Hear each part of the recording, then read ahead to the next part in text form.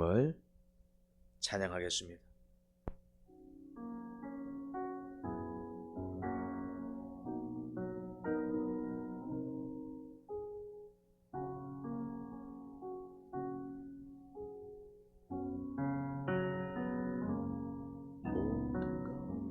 모든 것 아시는 주님, 나의 맘의 연약함 보시고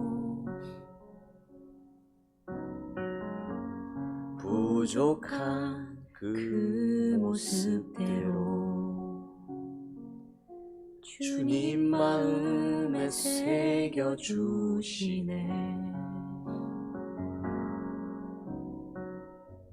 주님께 도로한 마음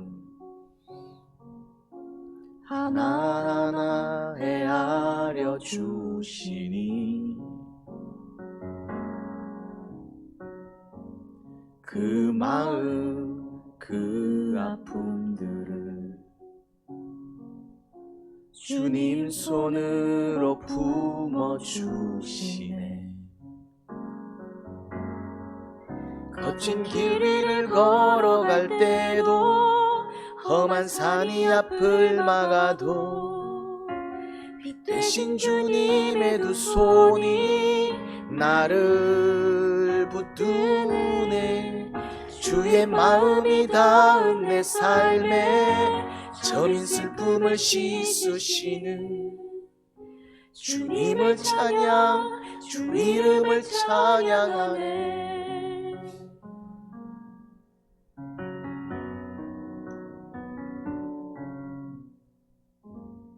주님께 도로한 마음 하나하나 헤아려 주시니 그 마음 그 아픔들을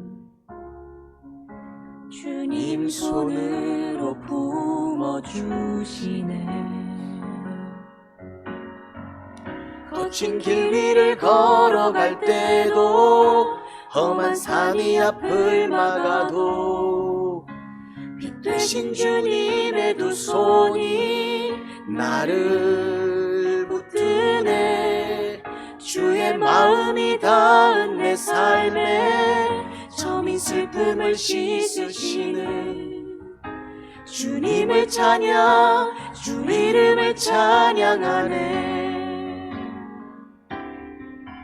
거친 길 위를 걸어갈 때도 험한 산이 앞을 막아도 빛 대신 주님의 두 손이 나를 붙드네.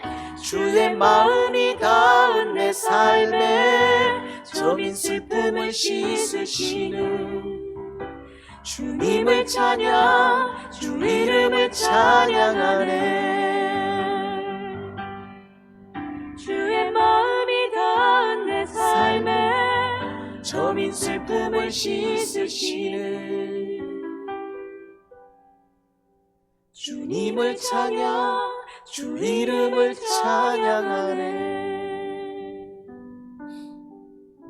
주님을 찬양, 주 이름을 찬양하네.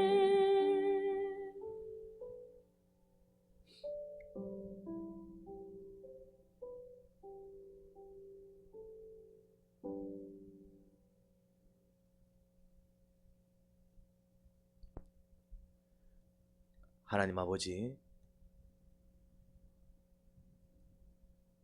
거친 길을 걸어갈지언정 저희들이 두려워하지 않는 이유는 주님께서 저희와 함께 하시기 때문이지요. 그 주님 손 붙들고 저희가 나아갑니다. 아버지, 이 밤에도 정말 간절히 뜨겁게 기도할 수 있도록 기도 입술을 열어주시고 마음의 문을 여셔서 정말 간절히 뜨겁게 기도하게 하소서. 하늘의 은혜를 맛보기를 원합니다. 하늘의 능력을 입기를 원합니다. 저희들을 정말 그 영광으로 가득 채워주소서. 예수님 이름으로 기도합니다. 아멘. 네, 마태복음 19장 23절부터 30절까지 또 계속해서 살펴보고 있습니다. 주님께서 사람이 할 수 없는 것을 하나님께서 다 하실 수 있어, 그런 말씀을 하셨습니다. 그 말씀은 우리에게 희망을 줍니다. 한계 앞에서 희망을 줍니다. 좌절할 때 희망을 줍니다. 사람은 이 일을 할 수 없으나 하나님은 무슨 일이나 다 하실 수 있지. 그런데 이 말을 오해하면 안 됩니다. 하나님이 무조건 다 해주시겠다, 그 말이 아닙니다. 하나님은 무슨 일이나 다 하실 수 있어. 그러니까 다 하실 수 있는 그 하나님 찾아가서 부탁해, 그 얘기인 것입니다. 부탁은 누가 해야 되는 것입니까? 부탁은 우리가 해야 되는 것입니다. 그런데 문제는 뭐냐면은 부탁은 하지 않고 부탁을 하지 않았으면서 종된 자세로 정말 주인께 매달려 긍휼을 구하고 자비를 구하지 않았으면서 마치 주인 행세를 합니다. 너 능력 있으면서 왜 나를 안 도와줘? 이런 식이죠. 너는 천지 지었잖아. 우리가 하나님한테 그런 태도를 가지면 될까요? 안 됩니다. 그래서 기도는 간절하게 해야 되는 것입니다. 믿음의 기도를 해야 하는 것입니다. 이제 그 말씀을 듣고 베드로가 예수님께 이런 말을 하였습니다. 선생님, 우리는 모든 것을 버리고 또 선생님을 따랐습니다. 그러니 우리가 무엇을 받겠습니까? 무슨 말입니까? 우리는 다 버리고 따르지 않았습니까? 그 얘기인 것입니다. 그렇습니다. 베드로, 또 그 외에 또 11명의 제자, 그리고 또 그 외에 함께했던 또 여러 제자들은 모든 것을 버리고 주님을 따랐습니다. 그들한테 주님께서 주시려고 한 것은 이것입니다. 내가 진정으로 너에게 말한다. 새 세상에서 인자가 자기의 영광스러운 보좌에 앉을 때에 나를 따라온 너희도 12보좌에 앉아서 이스라엘 12지파를 심판할 것이다. 이게 무엇을 의미합니까? 주님과 함께 또 이 땅을 통치할 그 권세를 그들에게 주겠다라는 것이죠. 누구한테요? 모든 것을 버리고 주님을 따라간 사람입니다. 모든 것을 버리고 주님을 따라갔다라는 말은 무엇입니까? 주님을 따라감에 있어서 그 어떤 것도 걸림이 되지 않았다라는 얘기입니다. 내 이름을 위하여 집이나 형제나 자매나 아버지나 어머니나 자식이나 땅을 버린 사람은, 이게 무슨 말입니까?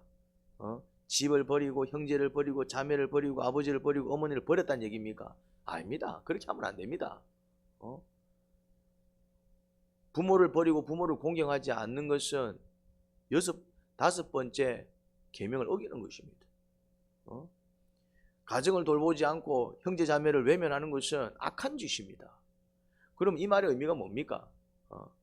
가정이 소중하고 형제 자매가 소중하고 아버지 어머니가 소중하지만은 또 자식이나 땅까지 다 소중하지요. 소중하지 않은 게 뭐가 있습니까? 그런데 주님을 따라갈 때 그런 것들이 방해가 되면 안 된다 이 말이죠. 주님을 따라가는데 부모님 때문에 주님을 못 따라간다, 이런 일이 발생하면 안 된다 이 말입니다. 주님을 따라가는데 가정 때문에 주님을 따라가지 못한다, 이런 일이 발생하면 안 된다 이 말입니다. 주님을 따라가는데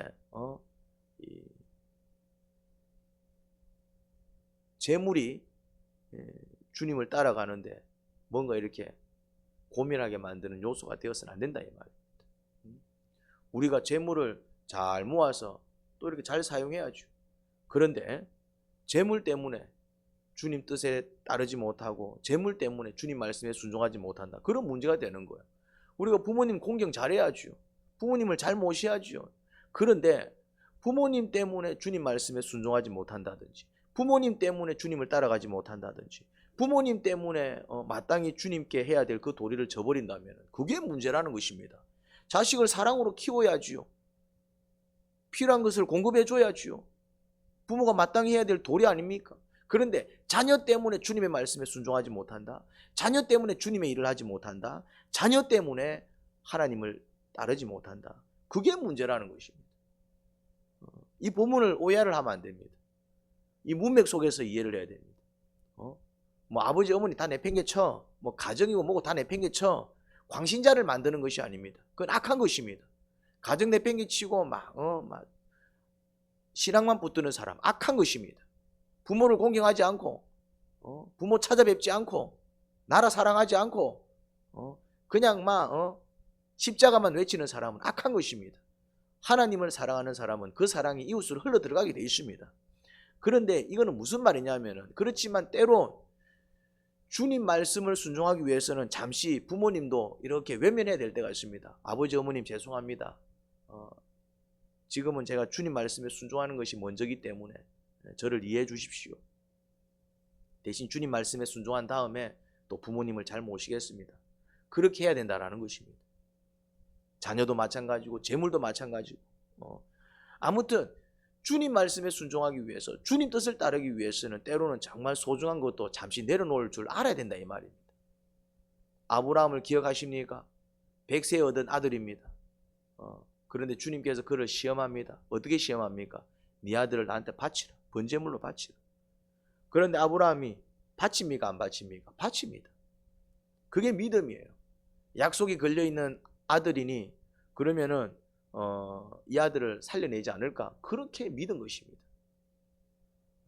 중요한 것은 뭐냐면은 주님 말씀에 순종한 것입니다. 그 순간만큼은 자녀를 어떻게 했습니까? 잠시 내려놨다 이 말입니다. 잠시 내려놨다 이 말.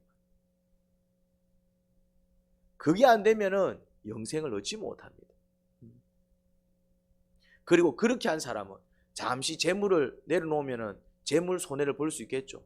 잠시 부모님을 내려놓게 되면은 또 부모님 마음 서운해질 수 있겠죠.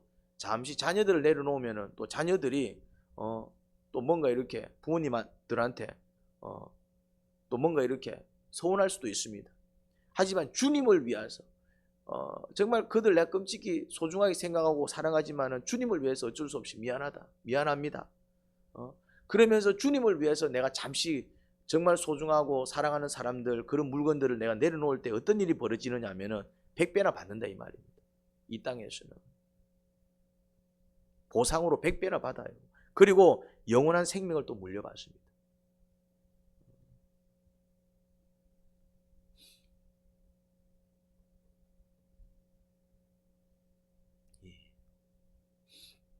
그러나 첫째가 된 사람들이 꼴찌가 되고 꼴찌가 된 사람들이 첫째가 되는 경우가 많을 것이다. 무슨 말입니까? 첫째가 된 사람들이, 처음에 잘 나가던 사람들이 나중에 꼴찌가 되어 있는 거예요. 꼴찌였던 사람이 어느 순간 보니까 첫째가 되어 있는 거예요. 첫째가 된 사람들이 꼴찌가 된 경우는 어떤 경우입니까? 교만 떨다가 넘어진 경우죠.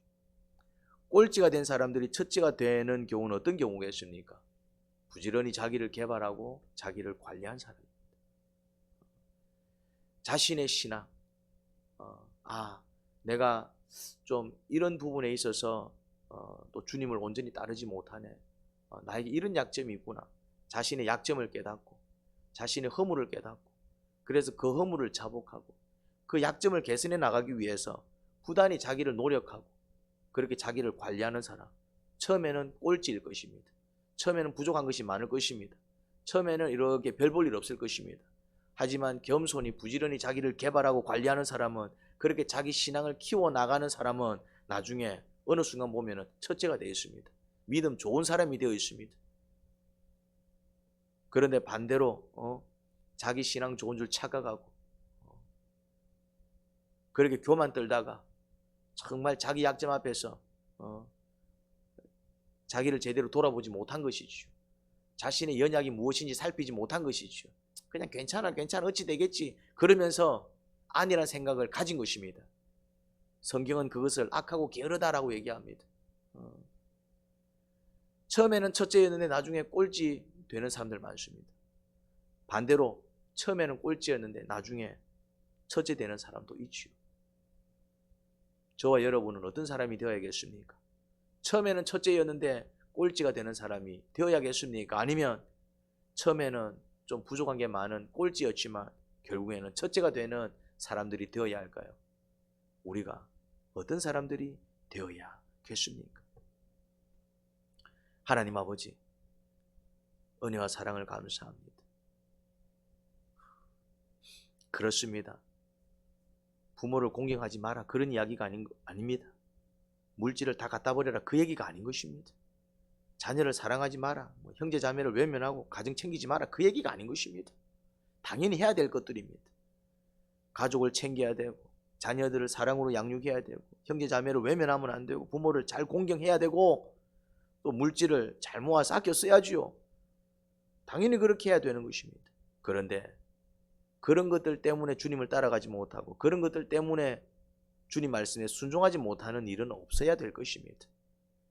때로는 주님 말씀에 순종하기 위해서 정말 사랑하는 자들, 정말 소중하게 여기는 것들 잠시 내려놓을 줄 알아야 합니다. 그게 안 되면은 영생을 얻지 못합니다. 그게 안 되면은 축복을 누리지 못합니다. 하지만 좀 손해를 볼지언정, 좀 서운하게 생각할지언정, 그럼에도 불구하고 주님의 뜻을 위하여 그렇게 내려놓을 줄 알고 참을 줄 아는 자는 그 축복을 100배나 받을 것이요 영생을 얻지 못할 자가 없다 하였습니다. 그런 이 땅에서도 복을 누리고 저 땅에서도 영생을 누리는 그런 복된 자들이 되기를 원합니다. 그런 삶을 살아갈 수 있도록 저희들을 바르게 인도하여 주옵소서.